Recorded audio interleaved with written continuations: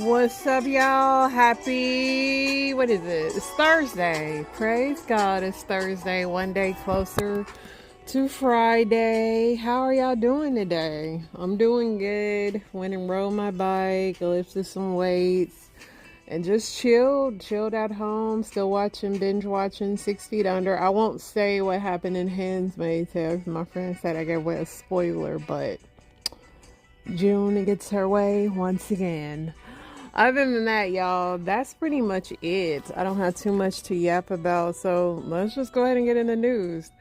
Federal officials on Wednesday released images of doomed New York City sightseeing helicopter as it broke apart in midair last month, unaliving 6 people. Mikal Bridges sealed another 20-point comeback with his second straight game-ending steal, and the Knicks stunned the Celtics again Wednesday night, winning 91-90. Oh, these Knicks fans are going crazy. They really are. The man accused of crashing a car into the gate outside of Jennifer Aniston's home has been charged with felony stalking and vandalism. President Trump and his team were touting all the countries eager to make deals with the U.S. on trade. They changed their tune when it became clear such deals wouldn't materialize quickly. I have to say quickly like him. Bryan Kohberger's immediate family members may attend his upcoming quadruple unalivement trial in the unalivements of 4 University Idaho students, even if they might be called to testify. An Ohio man has been charged in decades-old unalivement of a California woman after authorities linked him to a fingerprint found on a cigarette pack in the victim's Volkswagen Beetle. It was a 50-year-old cold case. For the past 5 years, doctors in Canada raised alarms about dozens of patients with symptoms indicating the spread of a new mysterious brain disease. Now a study says there's no mystery. The Federal Reserve says it is leaving interest rates unchanged as it warned that the chances of both higher unemployment and higher inflation had climbed in the wake of President Trump's tariffs plan. One of the largest providers of education tech paid off hackers so that they wouldn't publish tens of millions of children's personal information, but school districts are facing extortion attempts anyway. Defense attorney Mark Geragos was admonished by the judge in the Sean Diddy Combs trafficking trial for referring to prosecutors as six-pack of white women. What the heck?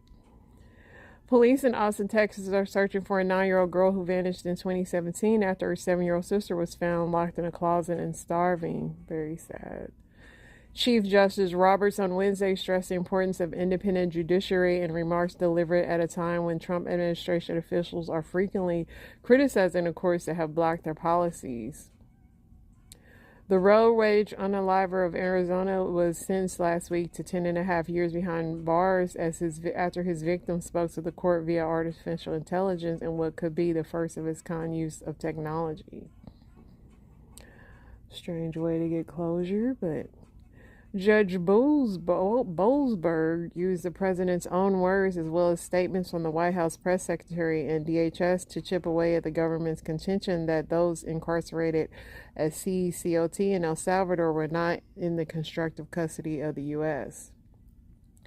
Protesters appeared to take over one of Butler Library's reading rooms, loudly chanting and attempting to force their way out as what appeared to be security officers tried to hold them back. It was pro-Palestine protesters at Columbia. Columbia University has called in the NYPD for the protesters. Autism experts and advocates expressed alarm after the Department of Health and Human Services says Wednesday it intends to create a database of enrolled Medicare and Medicaid patients to support a study aimed at identifying the root cause of autism. The Trump administration's slowdown in science funding has left U.S.-based scientists and researchers scrambling to find homes for promising work that could lead to medical treatments and cures. President Trump withdraws his nominee for Surgeon General one day before her Senate confirmation hearing and announces a new pick with close ties to HHS Secretary Robert F. Kennedy Jr. They still don't have a new pope.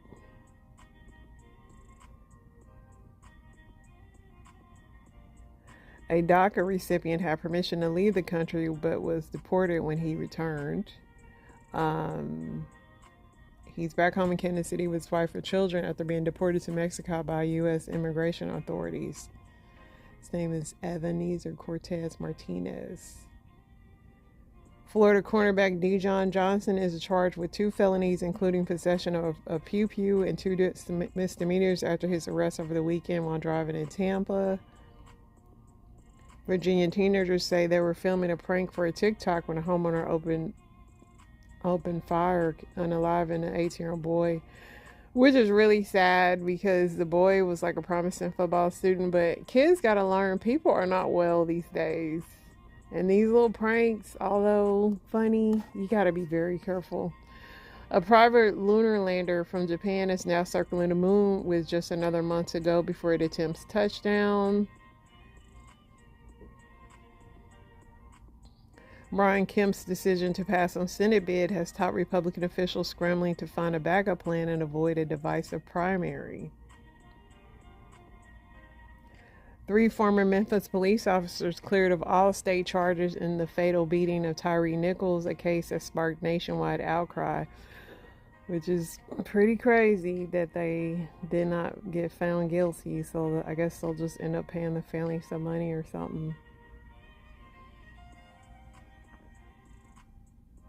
Netflix announces that it's revamping its look to make the platform more personal and improve its interface. Yeah, what about that price?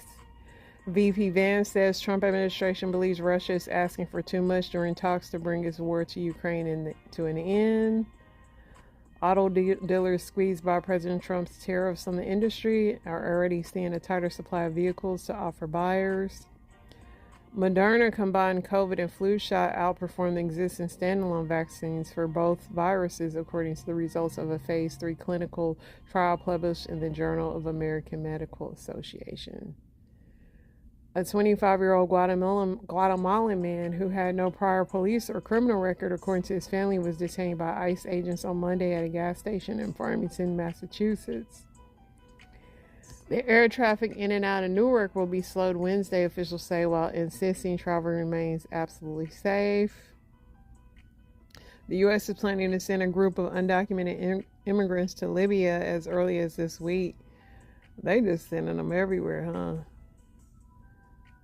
An Arizona woman lied about becoming pregnant with The Bachelor Season 26 star Clayton Echard using a fake ultrasound image and fabricated pregnancy video to make the bogus claim. People be going wildin'. Michael Pitt has been arrested and charged with a series of crimes and assaults that occurred throughout 2020 and 2021. I guess he was in Boardwalk Empire. I don't remember him. Puerto Rico's governor is under fire as her pledge to support the investment of millions of federal dollars in solar projects across the U.S. territory appears to fade. 5 people are charged after a boat carrying migrants overturned Monday near San Diego, unaliving a 14-year-old boy from India and at least 2 others. A class action lawsuit alleging that Burger King falsely advertised the size of its signature cheeseburger can move forward. When will they get the Whopper? Because I know the Whopper is not as big as they swear the Whopper is. Republican Jefferson Griffin concedes in North Carolina Supreme Court race to Democratic incumbent Allison Riggs. Ukraine attacks Moscow with drones for the 3rd day, forcing most of the Russian's capital airports to close just as Chinese President Xi was due to arrive to mark the victory over Nazi Germany in World War II. Attorneys for a Utah man who has been on Smith Road for 37 years are due before a state judge as they seek to spare the convicted unaliver from execution because he has dementia. He can't even remember why he in prison, huh?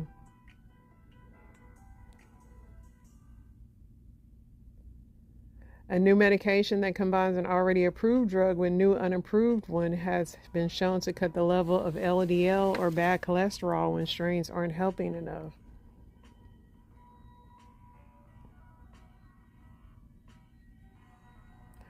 President Biden accuses Trump of modern-day appeasement in dealing with Vladimir Putin and a risking of transatlantic alliance that has prevented a world war for 80 years.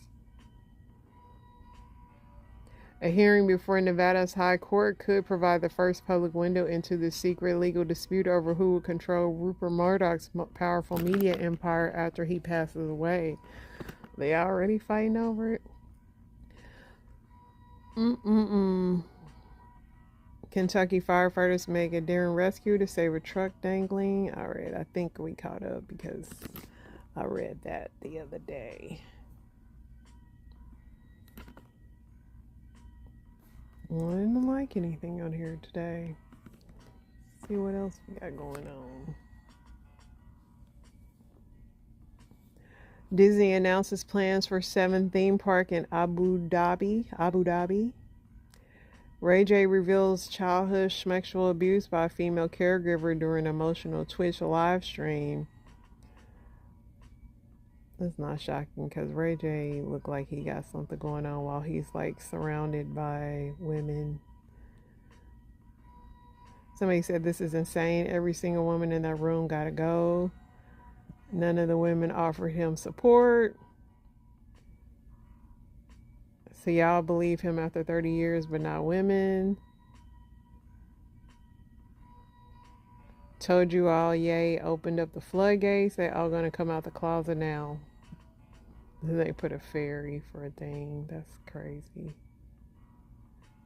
Disney World announces new adults only fireworks lounge launching this summer. That still ain't getting me to go there with all them crazy kids.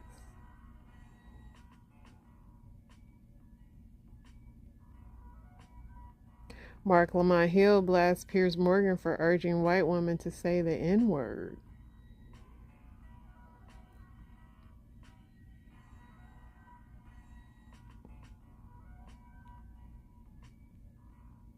Fan sues the NFL for $100 million over Shedeur Sanders' draft slides, citing emotional trauma, collision, and civil rights violations.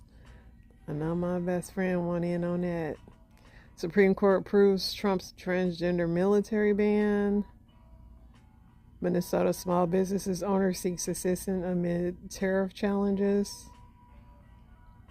Kayla Nicole says people have to stop referring to her as Travis Kelce's ex. It'll go away soon, Kaylee. You just gotta give it more time. Billionaire media mogul Barry Diller, 83, publicly comes out as gay despite decades-long marriage to designer Diane von Furstenberg. I mean, that's not shocking. Usher is in Paris, and you'll be able to stream it on BET. Documented migrant vanishes after Walmart shift after being taken by ICE.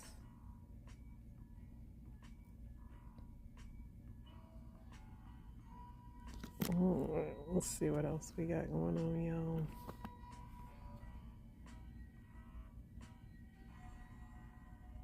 Eve makes a surprise appearance during Usher's tour.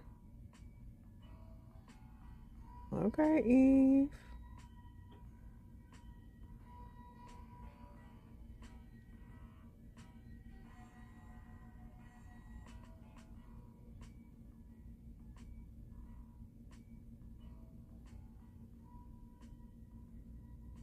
Honestly, y'all, we might be caught up because I'm not really seeing nothing else worth reading. Yeah. I think that's it. Let's get to the Reddits. I did a new update on my phone and put the search bar somewhere strange, and everything's just weird right now.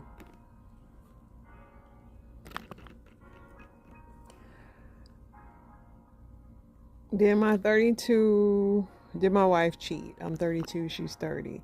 So I'm 32, I'm married to my wife who's 30 for 8 years and been together for 10. She got a job in a place I also worked, but I left for a new job. She started to do long hours and sometimes wouldn't get home until the early hours of the morning. She stayed at work as there was on-site accommodation and there was a birthday for the manager and alcohol was involved. I was invited, however, I couldn't go after that she started to act different towards me.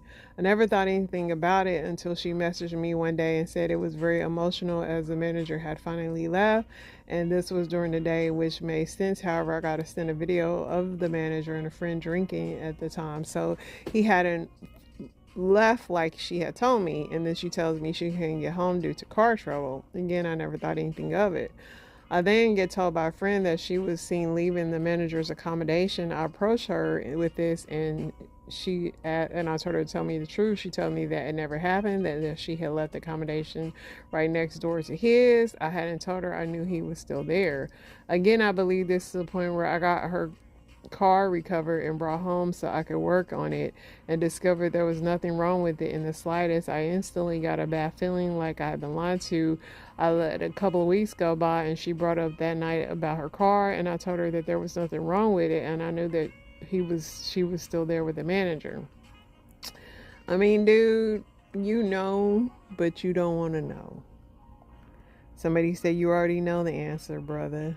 Yeah, I mean, you know. What you don't have to write about this. You know.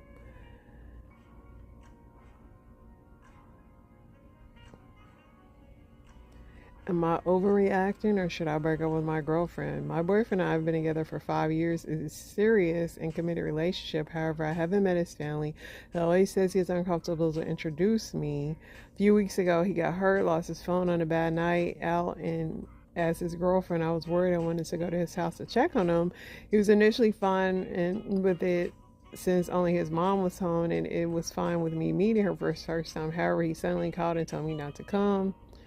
His sister is getting married soon. He told me before that his mom suggested for me to be at the wedding. When I asked him the other day, he said no, that my presence at the wedding will make him uncomfortable since all his family members will be there. We're both 30 years old. I'm just deeply hurt because he's embarrassed of me. 5 years we've been together. Then she said she sent a follow request to her sister. Girl, why? Somebody says, sorry, but that's weird. He either has some weird hang up or his parents don't like anyone he dates. But you've been with him 5 years now. You met the mother and she's fine.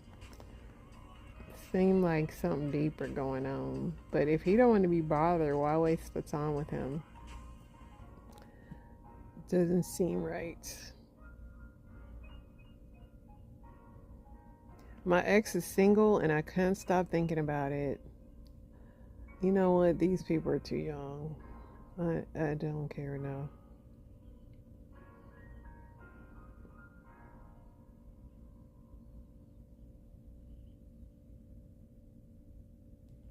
Dear man, please help me make sense of this guy, and should I ask him out? I'm 48 and I'm attracted to this guy who's 42. We attend the same martial arts club, and a few months ago I mustered all my courage and asked him out for a drink. Well, he either didn't understand that I was asking him out or pretended not to. In any case, it turned into occasionally going for drinks after training, sometimes with the two of us, sometimes with other people joining, but definitely nothing romantic. So I more or less made peace with it and thought he was just probably not interested. But the thought, but the thought that this could have been just miscommunication keeps nagging me. It also doesn't help that he is sending me mixed signals. On one hand, every time I've missed for training, I've had some family issues. He's always asking me and where I was. On the other hand, definitely half the time when I ask to go for a drink after training, he rejects. Quite often, the reason he gives is he has no money. When I offer to pay, he mostly rejects. Now, what I've learned from our conversation is that he has no job, and you still pursuing him? Okay, girl, you want to pursue somebody that's broke?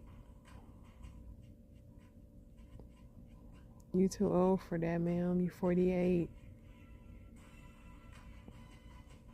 Somebody said, I apologize if I missed this, but are you actually flirting with him? It sounds like you approached him in a natural way and assumed he would have other intentions. As far as the financial stuff, just make him dinner at your place. Both of you are grown ups and you're already friends. Just skip the courtship and get to the bonus stage. Girl, I think you getting red flags for a reason that you don't need to go after that man. Cause why he don't got a job? He 42, but he can afford martial arts. Like make it make sense.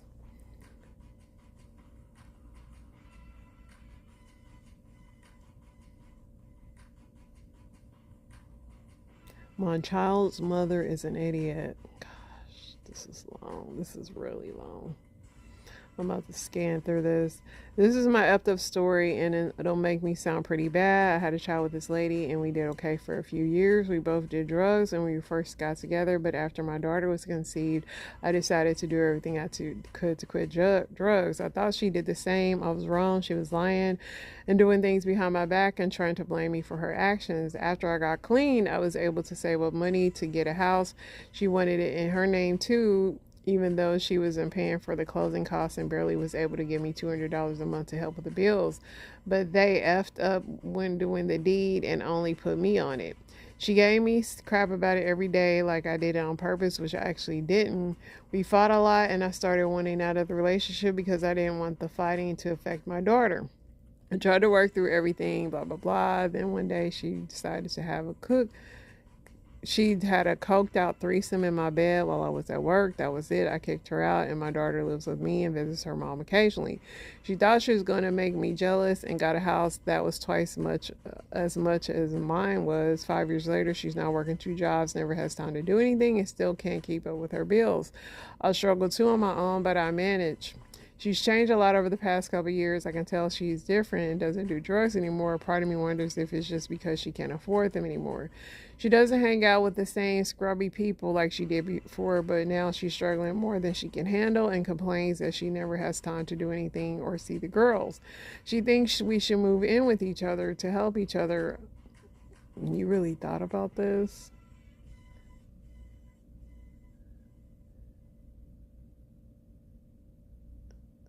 He really thought about that. He's really mulling over moving in with her.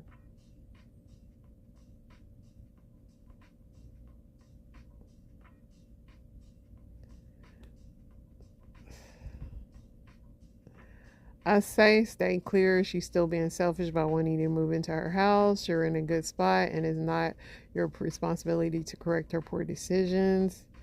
No, protect your girls. Yeah, I mean, how you go off to saying she's like really crazy to consider moving in with her? Like, come on, man. I'm glad I stopped reading that.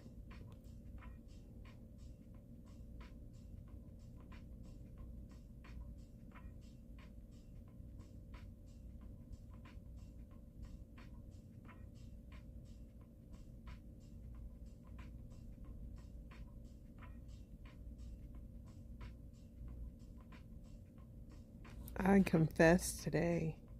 After an hour exam today, I decided to confess to her. She didn't say no, but she wanted to focus on our exams right now. My friend who is dating her best friend also told me that she is down to talk about it. I have no clue what these people are talking about.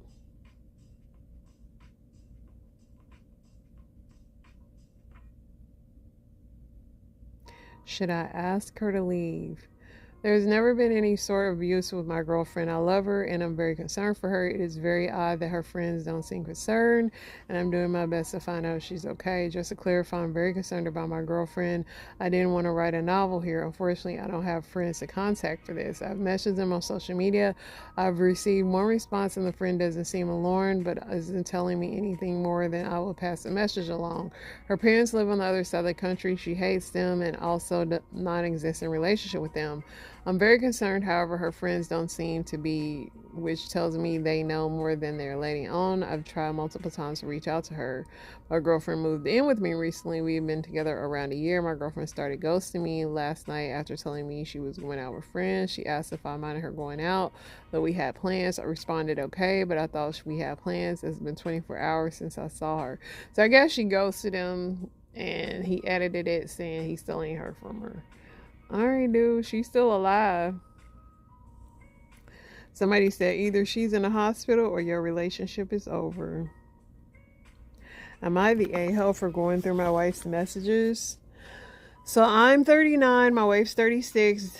I went through her phone due to some suspicions I recently had over her and her coworker. This past weekend, we were on a trip with some of her friends and coworkers. I noticed that she and her coworkers seemed suspiciously friendly, and I tended to be somewhat ignored or forgot about on various times through the weekend when we all hung together. We all went out Saturday night and she'd had a little more to drink than she should have. I got upset with her, down in tequila shots after she was already too far gone, and left back to the hotel. After an hour and a half later, she finally arrives back at the hotel, being helped out of the cab and walked down the hallway by the coworker in suspicion and her brother. If she wasn't out with her brother, I wouldn't have left the bar. He's a great guy and we get along well. The part that got me suspicious here is that her coworker had already gone back to the hotel before I had even left the bar. So needless to say, I was a bit surprised to find out that instead of asking me to come get her, she texted him to go back to the bar and help her get back to the hotel. Her excuse is that I was mad at her and she didn't think I would help. We've been together 17 years. Now, for the part where I go through her phone, I found that on Saturday night, while I had gone back to the hotel, they'd been messaging each other in what my opinion was a flirty tone. Things like, come party with us, to which response, you come here, then her saying she just wants to dance. After this discovery, I decided to dig deeper with some of the messages from the preceding weeks. I come to find out that the weekend before, while she and myself were away on a trip, just us with no kids, she was messaging him basically the entire weekend. Selfies back and forth, videos, a lot of music, things that they were doing, sharing with each other. She just had to share with him while I thought we were having a good time. And to be honest, we were. She was messaging him the whole time, like to the point of talking all night long while I'm sleeping beside her. She also been coming home from work and messaging him from the time she got home until well into the morning. Now, the fun part, I finished going through her phone, collect my evidence, and confront her. She's shocked that I went through her phone and doesn't believe she's done anything wrong. She said if she thought she'd done anything wrong, that she would have deleted it. What a confidence boost that was, that she's potentially been deleting and hiding the things she doesn't want me to see. So fast forward today, I get home and I ask to see her phone again. She suspiciously denies, so I buy my time until I can get my hands on it. Well, wasn't shocked to find that the conversations had now been deleted. I confront her again and she says, well, you've already got the evidence. What's the point in me keeping it? So I asked her if she's been talking to him all day. She says no, he texts her, but she didn't text back. So if that's the case, why is the conversation deleted? Another day goes by. I pass her again about the deleted conversations, which should have shown up recently deleted, but suspiciously didn't. Turns out she had texted him and lied to my face about it, then deleted and removed it from recently deleted. Pretty sure I'm not the a-hole, but that's my opinion. Listen, you don't want to be an Inspector Gadget in your marriage. It's not worth it, man. Nobody want to live that life. It's not fun at all. Somebody said it's wild how cheaters always act more violated than snooping than a betrayal they're actively hiding. Your wife is fully in the throes of an affair. She knew exactly what the winky face was and got countered with what she just wanted to dance. They have already been effing, man. Start calling lawyers. She already has one. Yeah, I think your wife is clearly texting him while y'all wait. Old man just said, you got that kind of girl. Morning. Yeah, she got a new man. All right, y'all, let's get into these story times, see what we got cooking. I hope my wife's boyfriend that she just went out to lunch with loves the outfit that she has on, because that's the only outfit she's going to have left by the time she comes back home. I hope for my wife's sake it's a short lunch, because after I get done burning all these clothes, I'm going to burn all these thousands of dollars worth of cosmetics. Let's see how your boyfriend likes you with no makeup on. These are her favorite jeans because her butt looks so good in them. They look even better in the fire. I hope my wife's boyfriend that she just went... He ain't playing with her. Bitch, let me tell you what the fuck happened to me. So I'm sitting there doing my little 1-2-1-2 this weekend over Facebook dating. And I come across this man. And bitch, let me be honest, he really wasn't my type. But it was just one of them nights and the bitch needed to get right. Bitch, that's the one of God, okay? So, bitch, I'm sitting there talking to him. We talking for a good little minute. I said, listen, I ain't even finna waste your time. I need you to pull up right now, okay? Right now. No questions asked. So he was like, well, I work tonight. I can't really pull up, but I work on 6th Street. So just come down there and come get me because my car fucked up. I knew it was a lie. Bitch, you ain't got no car. It's okay. It's okay. Because I'm coming for the wrong reasons, and bitch, you are the wrong reason. So I said, okay, bitch, I'm gonna pull up. Okay? So I drive down there an hour early. I pulls up. I'm like, okay, well, I'm just gonna sit and wait for him. Then I said, you know what? I ain't never been down here. Let me go ahead and drive around so I can see the scenery. I'm driving, doing my little 1-2-1-2. I get to a red light. Okay, a red light that done turned green 4-5 times, but everybody in the front is just not fucking going. So, bitch, at this point, I really ain't got nowhere to go, bitch. I just sit and wait. I ain't gonna beat my horn, bitch. I'm relaxed. I'm cooling. And then I hear a doo on my phone. It's a Snapchat. Guess who the fuck is Snapchat from? The Frenchman. Bitch, I swear to God, I can't make it up. Bitch, the Frenchman gonna motherfucking text me talking about something. I'm sorry. I had to lost control of myself. I apologize. Oh, 2 days in a row you lost control. Bitch, you are psychotic. That's the real reason, bitch, okay? So then I say, you know what? You really had me traumatized. I don't know. You need to go see professional help. You know, stuff like that. Then the motherfucker go end the whole message off. Well, I don't want to fuck with you no more. Could you not read the room when I was screaming? Could you not read the room when the police pulled up? Okay, this motherfucker need to go back home, bitch. He is not doing good out here. He is not succeeding. Ain't got a boxing match yet, bitch, okay? So I was like, you know what? Fuck it. Whatever helps him sleep at night, let him think he cut me off, okay? As long as that motherfucker just leave me alone. I don't care. So as I'm pissed off, I lock my phone and I look up. Bitch, all the cars done finally fucking left. So I'm like, oh shit, it's time for me to go. I proceed to put my car in drive to pull off. It's a goddamn crackhead in the middle of the street doing somersaults. Bitch, this motherfucking spinning around, just dilly-daddling in the middle of the fucking street. So I'm like, well, I ain't never seen this before. So do I go around them? Do I just hit them? What are we doing? So I try to go around them. But every time I try to go around them, the motherfuckers start chasing the car. So I'm like, oh my God, do I stop? Do I keep going? So I said, well, I'm just going to zoom. So I get on the side. He running towards the car. So I just zoom. The motherfucker kicked my car and spit at it. Unprovoked. Just kicked my car and spit at it like he knew who the fuck I was. So I'm sitting there like, oh my God, this man is crazy. This is the devil's playground. I need to hurry up and go. I did not like it. Bitch started going like, oh Jesus, get me up out of here. So I text my new stink. I said, listen, you're going to have to walk around the corner, bitch, because this is the devil's playground. I see Satan up and down this sidewalk. He said, just give me 30 minutes. I promise you I'm going to be out there. Park on the side. So I go around to the building. I said, you know what? That's my fault because I should just park and stay put. So I parked my car. Then, 10 minutes later, I see the same man that kicked my car trying to break in somebody else's car. I mean, he kicking it, trying to open the door, everything. I said, oh, people work hard for their shit. I'm finna call the motherfucking police, bitch. I swear to God. Bitch, got the phone. Called the police. Told him what was going on. Gave him the location and the description of the man. I said he got shoulder-length hair, no shirt on, and he got motherfucking blue jeans. I said, come get him. He's in the middle of the street. He ain't hard to miss. Police ride down the street. I see them ride down the street. Rolled right past the motherfucker. I said, these motherfuckers must be new to duty. Because what the fuck? He right here.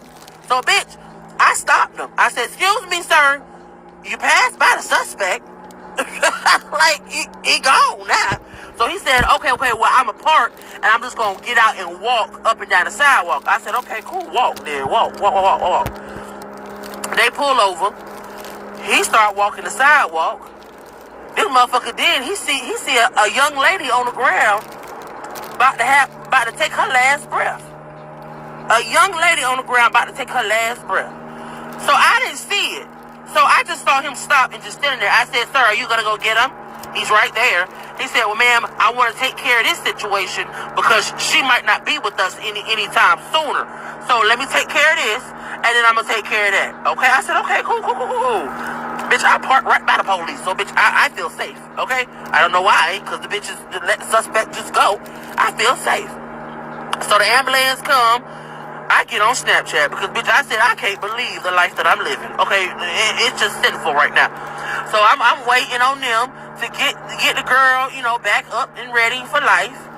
And then the motherfucking suspect come walking down the goddamn sidewalk.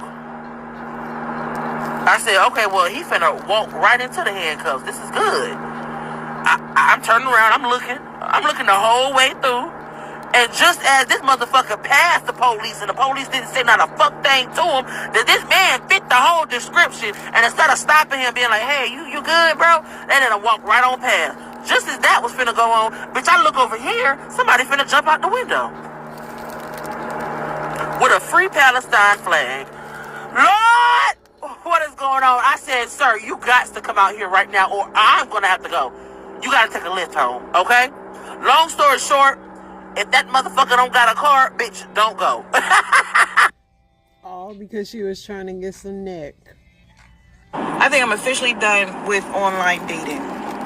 I'm on BLK. I matched with a guy, not really my type, but he's decent. Like, he's not ugly or anything like that I can see on the outside. So I guess I confused him in one of my messages when I was telling him about how I just got done doing my TSA check and I'm heading to work. He was like, I'm confused. He didn't understand what a TSA was, so I simply told him to Google it. He was like, can we exchange numbers? Because I'm just confused about something. So I said, okay, fine. Gave him my number. Mind you, I just got off work. It's 10:30 at night. He calls me and he says he feels like I was trying to play on his intelligence. And I said, excuse me, what? Mind you, this is our first conversation on the phone. He was like, I feel like you was trying to play on my intelligence because you told me to Google it. I said, because of the simple fact, I was getting frustrated with you asking me what it was, and I already explained it to you the best way I possibly could. So I'm just saying, for you to get a better answer that you're looking for, Google it. I wasn't trying to play you. I was just simply telling you to Google it. He was like, oh, all right, that was my bad then. So then as we're continuing on the conversation, he said, so what are you doing? I said, I'm heading home. He was like, why you not headed here? I said, heading where? He said, to my house. I said, absolutely not. He said, whoa, whoa, whoa, whoa, whoa. You're aggressive, aren't you? When I tell you I almost hung up because the fuck? He said, I ain't one of them. I said, I didn't say that you was one of them. It's 10:30 at night. You want me to come to your house and you're a stranger. I just got off from work. Absolutely not. He was like, you thinking I'm one of them type of dudes that just wanted some pussy? That's not what I thought. Don't put them thoughts in my mind. I'm simply telling you what it is. It's 10:30 at night. I just got off work. You're a stranger. Not coming to your house. Oh, bet. So come during the day. I said, this nigga. So then he starts explaining, I'm going to have to do a part 2. Girl, why are you still talking to him after he gave you all that aggression? He want to argue. So I'm making this video and I'm trying to fix my attitude, but I'm like really kind of annoyed because I feel like I keep having like these terrible dating experiences, and I'm like, why? Because I feel like I'm putting out to the universe and I'm putting out like online on the dating apps, whatever, like exactly what I'm looking for. I'm a very blunt person. I have no trouble stating what I want, showing what I want, you know. And the crazy thing is this dating experience came from a DM after this guy had already watched all my videos. So I'm like, you know, he's commenting like he watched my videos, but yet you're still in my DMs coming with some, you know, some bull, you know, like, anyways. So this guy messages me, and it was pretty soon after I made how I got catfished by AI. You want to know why? Because I was literally trying to give a guy who's not my type, because I'm trying to, like, if it's not working for you, try something new, right? So I'm doing that, and I get a DM from a guy, and he's like, hey, you know, I saw your AI video, so I want to say up front that I'm not AI. I am more than willing to, you know, talk on a phone call or video call and prove that to you. But, you know, I'd love to talk with you and get to know you. I didn't message this guy for, you know, like maybe 2 days or 2 or 3 days after that. because I was thinking about it, like, oh. And I could tell from his name that he was not African, so already not my type, which I was like, Emily, you're trying to do something that's not your type. You're trying to do something new. You know, we got to do it. So I answer him, and he asked me, like, for my Snapchat so that he could call or video and, like, show me that he was a real person and not AI. So, I mean, I rarely ever use Snapchat, but I thought it was a good way to, like, communicate via, like, a phone call or a video call. So I give him my Snapchat, and the first thing, like, literally, I sent a message. I was like, hey, this is Emily. And then, you know, within 3 minutes, maybe, he sends a video of him, like, driving in the car. And he was like, hey, my name is so-and-so. We met on TikTok. I just wanted to show you this video really quick and, you know, prove that I'm not AI or whatever. And so I was like, okay, I really appreciate it that he took the time to do that. And he did it really, really quickly, basically before we had even said much. So I spend days talking to this guy. I want to say, you know, like maybe 3 days, which to me, that's time and that's freaking energy that people are putting into someone. And granted, this is like also during the work week. So I think this was Thursday, Friday, and Saturday. Okay. So, he was 2 years older than me. He's also like Black American. I've never dated a Black American guy before. So, cause you know, I've only dated Africans. So I was like, you know, let's just see how this goes. Well, I liked that he was 2 years older. I liked that he was Black American. And once we were going back and forth getting to know each other, so he has a full-time job. Unfortunately, like, he lived in a different state. He lived in, like, Atlanta, Georgia. I live here in Texas. And he owns his house that he got during COVID. He said that his job was completely remote, so he had the ability to, like, move and whatnot. That was not going to be an issue for him. He made that clear. And so everything was, like, lining up pretty much, right? But within the first day of talking to him, I mean, within hours, he mentioned, like, something that was, like, turned him on. It was, like, something I said. Okay, so this man was big. He was 6'1", but he was, like, he looked probably like over 300 pounds, and I'm a big woman. I'm plus size, right? And so this guy was bigger than me. And when we were talking, I said something, or he said something, and I said, yeah, okay, like Big Daddy. Which, maybe I shouldn't have said Big Daddy. I don't know.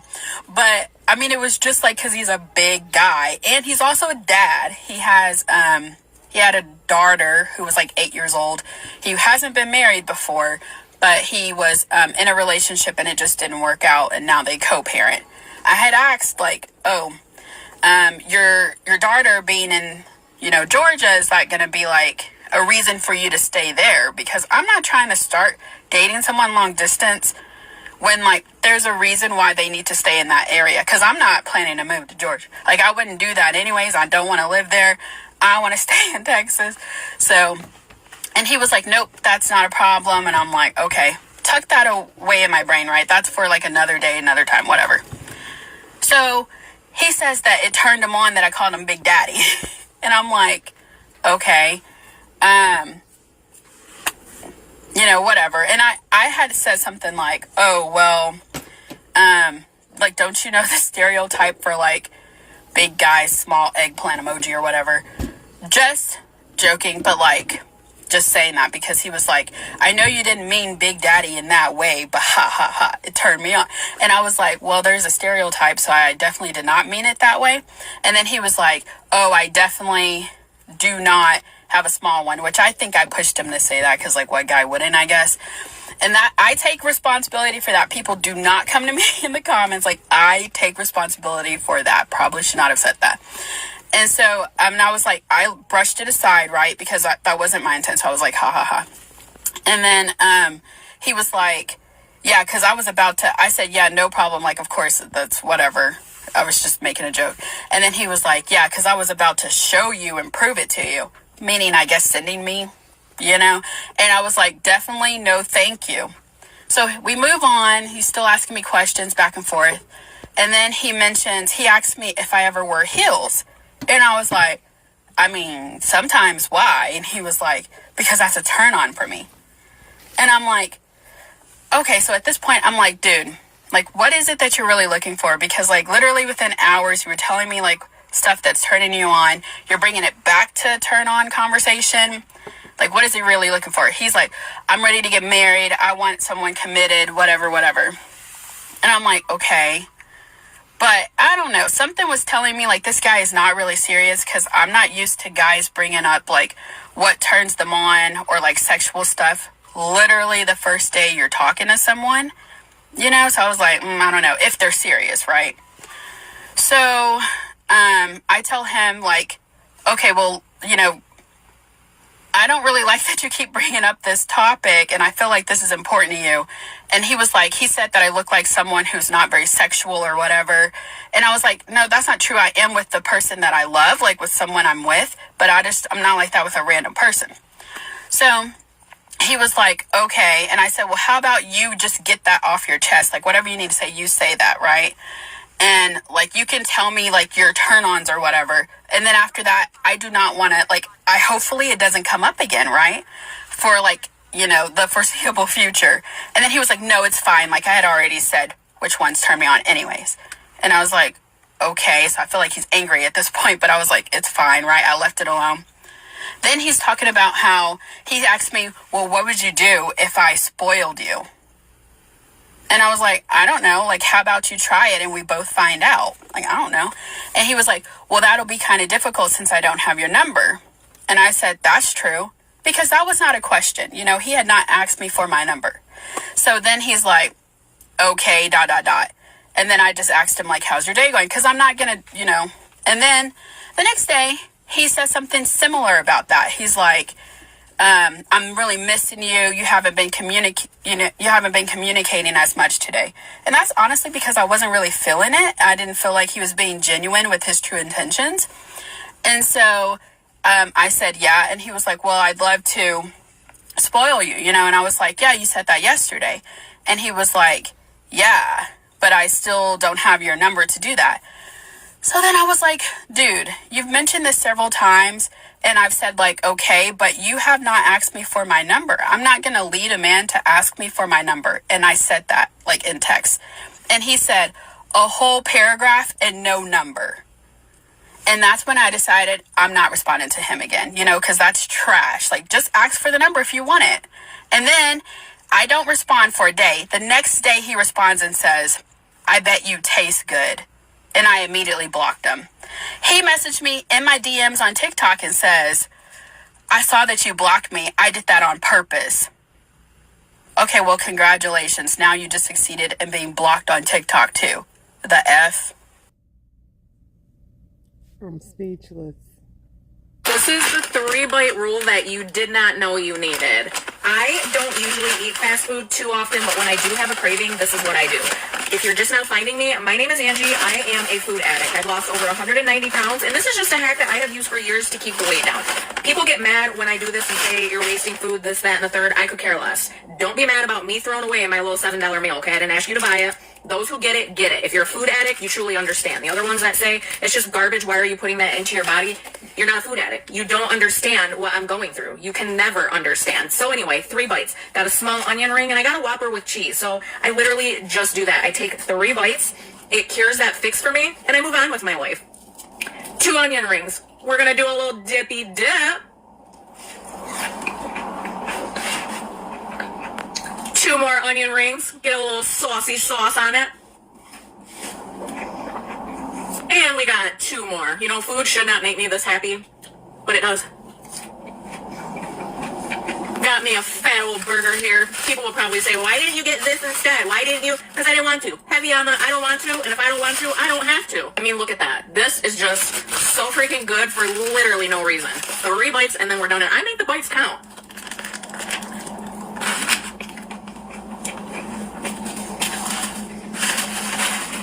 The Burger King that I went to, there's no way to loop back in and traffic is insane, so I just drove down.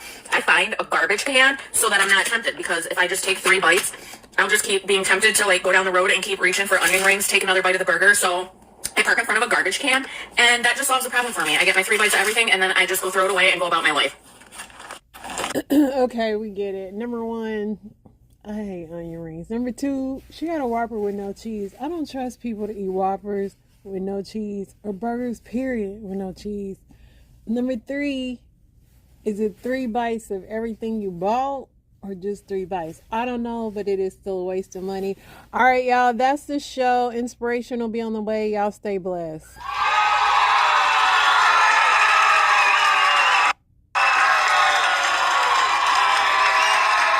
should switch to one of their contacts because it's super easy, so cheap. I save shipping costs. Oh, yes. Did you miss it? Did you miss it? Come on in the room for the first Therapy Thursday session of 2024. I am so excited for getting you in the building, in the room, wherever you're at right now, in the car, in the gym.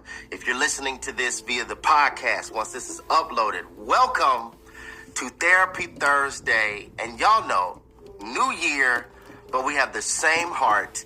Let us go ahead and start off an encouragement thread up and down the chat. Would you tag somebody at Brandon, at Ashley, whoever you see up and down the chat, tag them, Happy New Year, I'm proud of you.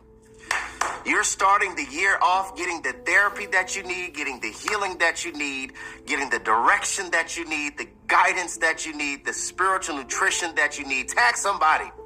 Happy New Year. I am so proud of you. Go ahead and text somebody the link, because I do believe for this first session of Therapy Thursday, it is going to help somebody. Yes, come on in the room. I do want to say thank you for all of the Merry Christmas DMs and emails and letters and messages and New Year's messages and emails. Thank you so much for allowing us to serve you. One of my greatest joys in life is I get to wash feet for a living. I get to wash feet for a living and help you get closer to Jesus as you're navigating through your becoming journey, or even your unbecoming, because you fully can't become without a unbecoming. So I just want to say thank you for allowing me to serve you.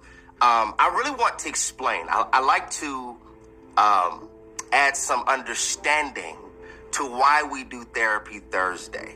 Why we do Therapy Thursday, why the Holy Spirit put this on my heart towards the holiday season of 2021, and we started this in 2022. One of my firm convictions is I just refuse to believe that you were made to bleed for the rest of your life. Jesus bled so you don't have to. I just refuse to believe that you were made to bleed for the rest of your life, and I want to add some wisdom to how we do relationships, wisdom to how we do business, wisdom on how we make decisions, because watch this, ignorance leads to suffering, and suffering leads to suffocation. We already coming out. Ignorance leads to suffering, and suffering leads to suffocation. All ignorant means I lack knowledge in this area. I am unlearned in this particular area. When I'm ignorant of a thing, I do not know how to choose any other letter besides C. It's like taking a multiple choice test, but all you know to circle is C. Wisdom gives you multiple choice where you know A, B, C, and D. What's suffering is my peace. What's being suffocated is my joy. What's being suffocated is my devotion.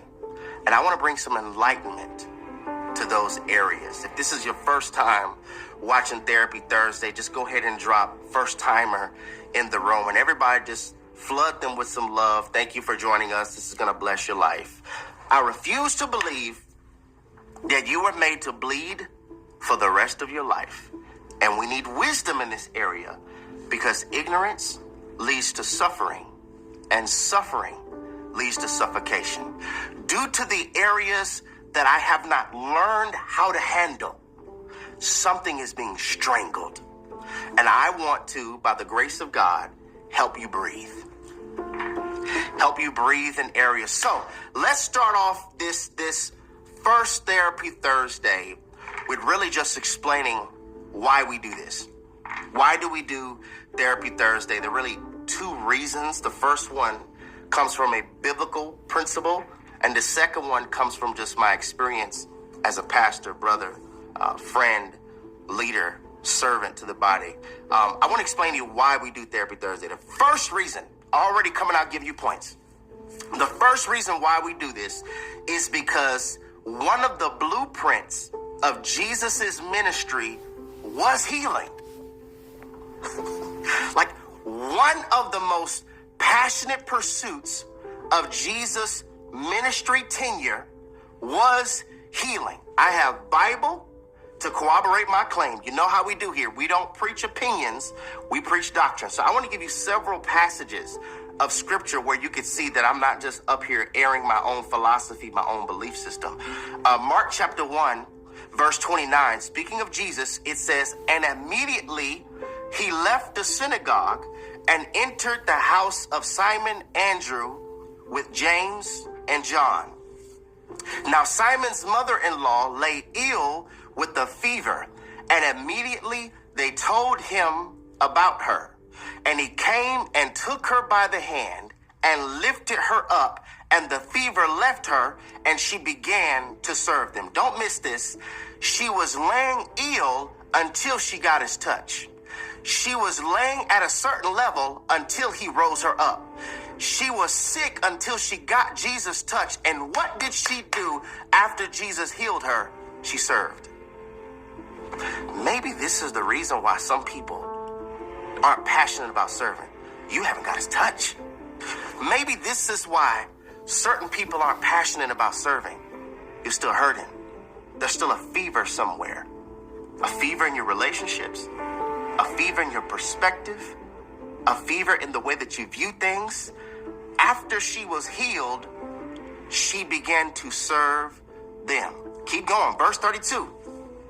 That evening at sundown, they brought to him all who were sick or oppressed by demons, and the whole city was gathered together at the door, and he healed many who were sick with various diseases and cast out many demons. And he healed many. He healed many. One of the blueprints of Jesus's ministry was healing, is healing. He healed many who were sick with various diseases, dis-ease, dis-ease. I want to heal the area that's dis-ease in your mind. This is so good, y'all.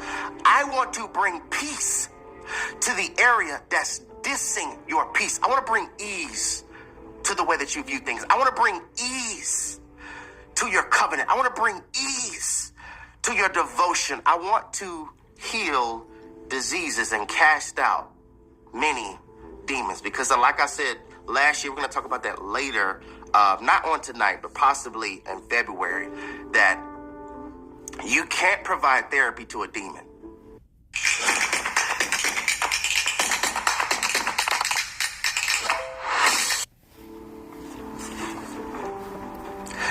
You can't provide therapeutic strategies on a devil.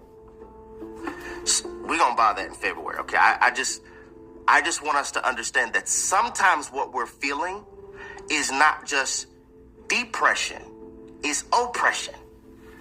This is the enemy that's behind this. We're going to unpack that a little more, because one of the things that Isaac and I are going to focus kind of intensely on when it comes to February around the Valentine's Day is make sure that you aren't viewing a personality type as a demonic stronghold. This isn't you. This is the enemy trying to convince you that this is you. More Bible. Matthew chapter 9, verse 35. And Jesus went throughout all the cities and villages, teaching in their synagogue and proclaiming the gospel of the kingdom. Watch this. And healing every disease and every affliction. See, are you getting this? This is the premise on why we do Therapy Thursday.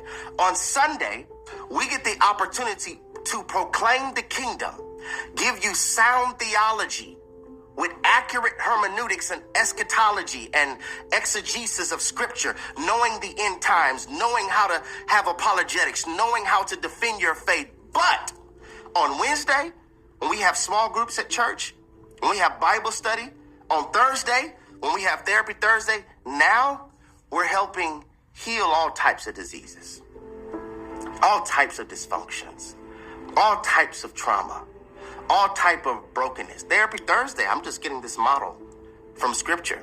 Last verse, Matthew chapter 15, verse 30, it says, and a great multitude came unto him, speaking of Jesus, having with them those who were lame, blind, dumb, maimed, and many others, and cast them down at Jesus' feet, and he healed them. Watch this. In so much that the multitude wondered when they saw the dumb to speak, and the maimed to be whole, and the lame to walk, and the blind to see, and they glorified the God of Israel. God wants to get us to be healed to such a degree where multitudes wonder. I'm in the text. In so much that the multitudes wonder. God wants to heal your heart, heal your thinking to such a degree where it causes people to wonder. Man, I wonder how they survived that divorce. Man, I wonder how they overcame that layoff right in the middle of a pandemic. How did they do that? Man, I wonder how he has so much joy when he's surrounded by so many losses and so many famines. I wonder how they still have the faith, and they still have the Godfidence, and they still have the passion. I wonder how, hit after hit and wave after wave, why aren't they drowning in depression? God wants to heal us to such a degree where it causes for people to wonder. And this is something that I've learned personally 4 years ago. Yeah. 2019 going into 2020. This is something that I've learned personally. And that is, the more that you heal, the more it can feel like things are falling apart. Anybody ever notice that? Like, the more intentional I am about devotion, the more intentional I am about worship. See, I would think intentionality, things would get better. But this is just something I learned. I want to share this with you. The more Jerry got healed, the more it appeared things were falling apart. And I was like, God, what in the world is this? And the Holy Spirit brought comfort to my heart. It's like, this is not things falling apart. This is things falling off. See, those old patterns are falling off. They don't serve you anymore. That fear of them leaving and hurting you too, like how people did you before, Jared, that's falling off. You're loving in spite. You're serving in spite. Once you've learned how to wash the feet of Judas, then you've learned to love like Jesus.